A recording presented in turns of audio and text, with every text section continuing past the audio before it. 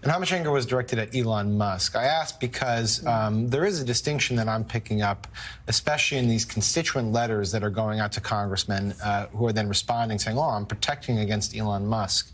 But they don't say the same thing with respect to Donald Trump. So I'm wondering if there is a distinction in how the crowd is reacting and if you think it matters politically. Yeah, first, I do think it matters politically, and for Democrats in particular, it's been easier here in Georgia, at least, to attack Elon Musk than Donald Trump because Donald Trump won the state, and there's also a sense of overwhelmed fatigue over Donald Trump, where Elon Musk is newer to the scene, and there was a lot of that backlash focused on Elon Musk. When the Doge questions came up, that was where there was some of the loudest uproar, especially over Rich McCormick's answers, where he was saying, "Well, it's up to the agencies to decide who to cut," instead of Elon Musk, and where we know there's a lot of there's a lack of transparency there. There's a lot of clouds over how far the extent of these cuts have gone, and particularly when it comes to Georgia, right? In some sense, a lot of these cuts have been more ephemeral. They have not really touched our home state. But last week, when the CDC ended up cutting about 1,000 or so employees in the heart of Atlanta, that was something that A, Democrats rallied around, but B, also we're seeing general voters. Some of the folks who were in that room, were not engaged in the election last year, and they're now getting up to speed. I mean, again, we're talking. Show that picture of Elon Musk again, if you will. I mean, he might as well just send that to Democrats for the 2026 campaign, where he's holding up a chainsaw and very proud that working Americans are actually having their medical research cut. Working Americans are actually having CDC cut, with a possibility of a major epidemic sweeping across the country, where TSA is getting cut, so lines to visit their family members longer, possibly less safe getting on airplanes, air safety also being cut. Again, I know of what I speak, Elizabeth, because, in 94 when I campaigned with a lot of people, and they were always talking. I was always talking about, we got to balance the budget. We got to pay down the debt. Yes, go, Joe, go. We got to do this. We got to do that. The second we started to do that, the people that were out on the front lines were going, wait, what are you doing? You do realize that when you cut this, the Naval Air Museum is going to be shut down for 3 months. You do understand when you cut that, the VA benefits aren't going to be flowing the same way. I had a guy yesterday come up to me and say that his access to the VA hospital and the treatment that he had is going in South Florida is now at risk.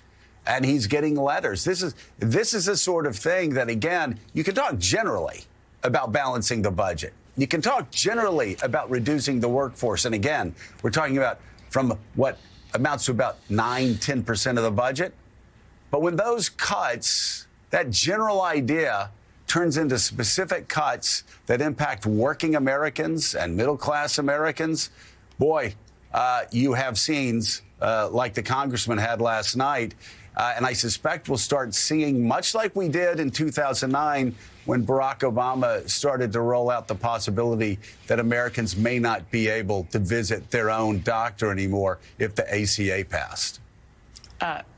Yes, and I actually, that photograph of Elon Musk with the chainsaw and the hat and the sunglasses, that's political. That's a political problem for the administration. But I just wanted to ask Greg if he's still on. Is Greg still on? Yes. Yes. About how much you alluded to this. This meeting was very close to the CDC, and that must be a big factor in the emotions in that area, because of it's an employer, and also I'm sure they're very proud to have it close by. Tell me about that.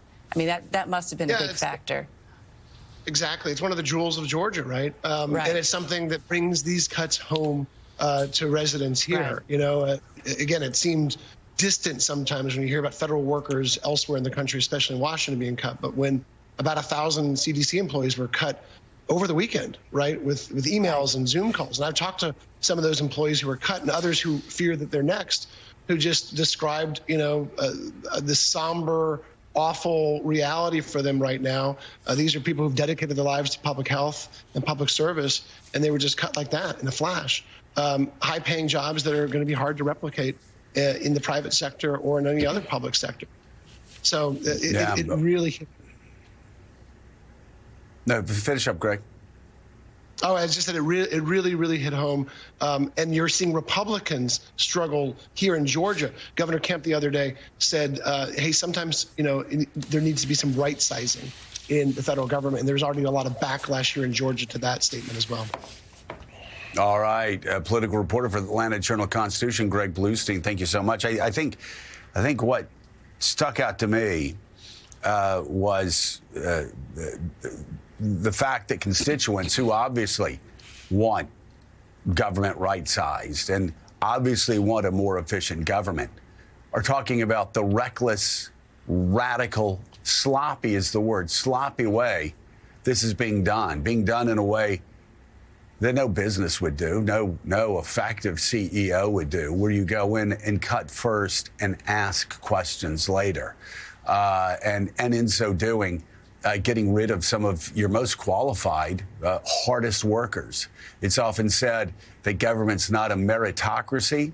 Well, this is actually proving that, but not in the way that Elon Musk and Donald Trump wanted it to be proven. They're getting rid of some of their best workers, some of their most qualified people, people that actually run some of the most important functions at agencies, and then having to desperately call some and try to get them back at work. As a member of Congress said on our show a few days ago, measure twice, cut once. Still ahead on Morning Joe, we'll get to Sam's new reporting with the title, The Doge Brain